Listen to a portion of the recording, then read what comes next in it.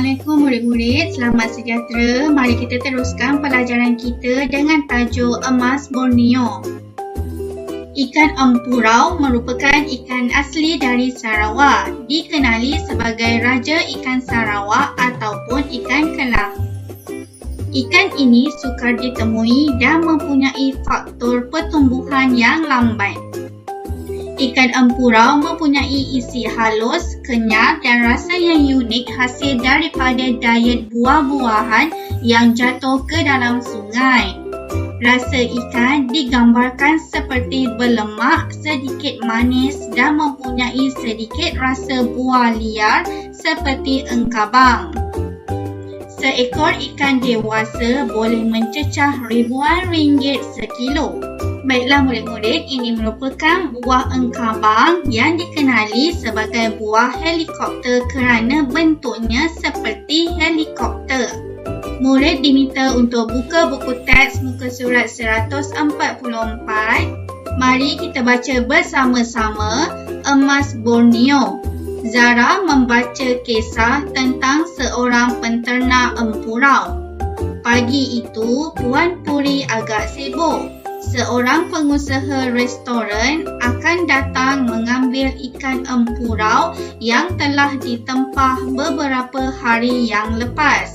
Setiap kali mendapat tempahan ikan yang mendapat julukan Emas Borneo ini, pasti Puan Puri akan sibuk di kolamnya. Awang, tangkap ikan yang telah bersih itu, arah Puan Puri kepada pekerjanya.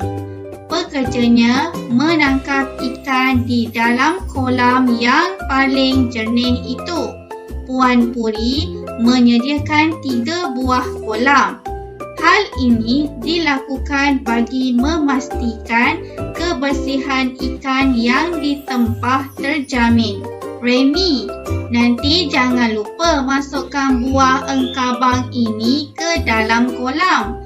Rasa ikan empurau di sungai sedap kerana ikan-ikan itu makan buah ini, terang Puan Puri kepada pekerjanya. Okey, mari kita lihat di sini keistimewaan ikan empurau Puan Puri. Okey, ikan dijamin bersih, rasanya asli seperti ikan sungai dan kesegaran ikan terjamin. Setelah selesai memantau kerja-kerja di kolam, Puan Puri pergi ke stor sejuk berkunyah. Di sana, beliau melihat ikan-ikan yang telah ditangkap dimatikan secara ikejime bagi memastikan kesegarannya. Ikan-ikan itu akan dipak secara vacuum dan menjalani proses sejuk beku sebelum diekspor. Akhirnya, pengusaha restoran itu tiba. Dia mengambil tempahan dan membayar harga ikan tersebut.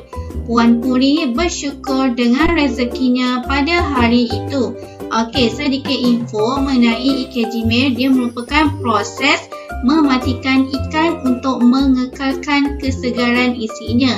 Ini merupakan gambar buah engkabang.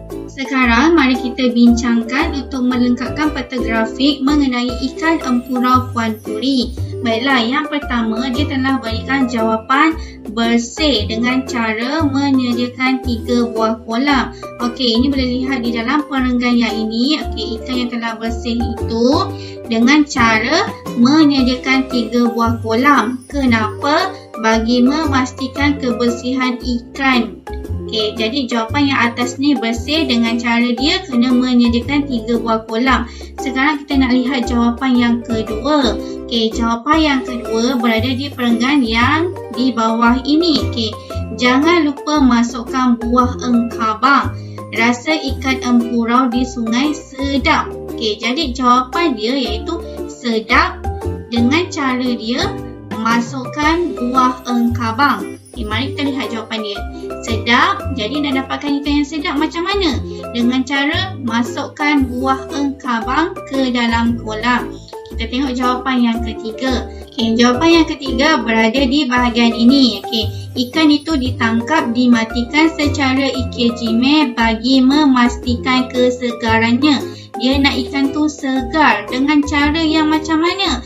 Ikan-ikan tu akan dipack secara vacuum. Jadi jawapan dia ikan tersebut segar dengan cara dipack secara vacuum. Mari kita bincangkan untuk tugasan tambahan. Kita bacakan dahulu petikan, kemudian murid perlu lengkapkan bahan grafik yang di bawah. Encik Zakaria ialah pengusaha ternakan lembu pedaging. Dia mempunyai beratus-ratus ekor lembu di ladangnya. Beliau dibantu oleh 3 orang pekerja. Pada mulanya, Encik Zakaria hanya memelihara 5 ekor lembu. Apabila telah melebihi 30 ekor lembu, Encik Zakaria berhenti kerja tetapnya sebagai pemandu lori. Beliau menternak lembu sepenuh masa. Encik Zakaria membiarkan lembu-lembunya meragut rumput pada waktu pagi hingga petang. Pada waktu malam, lembu-lembu ini dikandangkan untuk diberi makanan tambahan dan tempat berteduh untuk menjaga kesihatan lembu-lembunya. Semua lembu Encik Zakaria sihat-sihat dan gemuk-gemuk. Hasil usaha gigihnya, Encik Zakaria memperoleh hasil yang lumayan setelah lembu-lembu itu dijual kepada syarikat-syarikat besar. Ada juga lembu-lembu yang disembelih untuk dijual dagingnya. Kini, pendapatan Encik Zakaria melebihi RM70,000 sebulan. Encik Zakaria sangat bangga dan bersyukur menjadi penternak lembu yang berjaya di negerinya. Mari kita bincangkan jawapan untuk ternakan lembu pedaging. Dia memerlukan maklumat diri Encik Zakaria, cara penjagaan ternakan lembu dan kejayaan Encik Zakaria. Kita lihat dahulu maklumat diri Encik Zakaria berada di dalam perenggan pertama dan perenggan kedua. Encik Zakaria ialah pengusaha ternakan lembu pedaging. Jadi jawapan dia pengusaha ternakan lembu. Apa lagi maklumat diri Encik Zakaria? Dia berhenti kerja tetapnya sebagai pemandu lori. Jadi Encik Zakaria merupakan bekas pemandu lori. Kita lihat pula cara penjagaan ternakan lembu. Macam mana cara Encik Zakaria ni?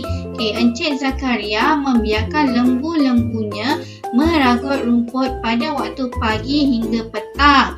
Kemudian lembu-lembu ini dikandangkan untuk diberi makanan tambahan dan tempat berteduh untuk menjaga kesihatan lembu-lembunya. Ini jawapan dia. Membiarkan lembu-lembu meragut rumput. Lembu-lembu ini dikandangkan untuk diberi makanan tambahan dan tempat berteduh pada waktu malam. Sekarang mari kita lihat kejayaan Encik Zakaria, iaitu pendapatan Encik Zakaria melebihi RM70,000 sebulan. Ini kejayaan dia. Pendapatan Encik Zakaria melebihi RM70,000 sebulan. Kejayaan yang kedua, dia penternak lembu yang berjaya di negerinya. Di sini jawapan dia.